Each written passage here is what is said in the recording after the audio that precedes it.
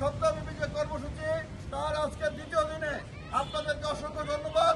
আপনারা সারাদিন বিভিন্ন স্থানে অবস্থান নিয়েছেন এবং এখন আপনারা একটি স্থান থেকে মিছিল করে আমার সাথে এখানে এসেছেন। আপনাদেরকে জাতীয়তাবাদী যুব দলের বিপ্লবী সভাপতি আব্দুল মুনায়েম মুন্না, বিপ্লবী সাধারণ সম্পাদক ভোলা থেকে নির্বাচিত মাননীয় এমপি জনাব নুরুল ইসলাম নয়ন ভাইয়ের পক্ষ থেকে এবং ঢাকা মহানগর উত্তরের বিপ্লবী আহ্বায়ক শরীফউদ্দিন জুয়েল এবং সদস্য সচিব সাজ্জাদুল মিরাজের পক্ষ থেকে ধন্যবাদ জানাচ্ছি। ইনশাল্লাহ 17টি বছর আন্দোলন সংগ্রামের মধ্য দিয়ে মামলা হামলা উপেক্ষা করে জেল জুলুম খেটেও আমরা রাজপথকে ছাড়ি নাই। রাজপথকে আমরা ঘরের বিছানা হিসেবে বেছে নিয়েছিলাম।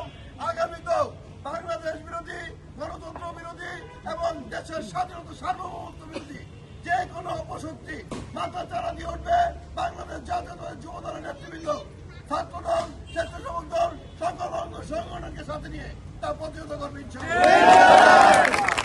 বলতে চাই আমাদের নেতা সাইফুল আলম অতীতেও যেমন এই দলের জন্য কাজ করে গেছেন, আগামীতেও কাজ করবেন সেই আশা প্রত্যাশায় আজকের মতো বিদায় নিচ্ছি। সবাইকে ধন্যবাদ। আসসালামু আলাইকুম।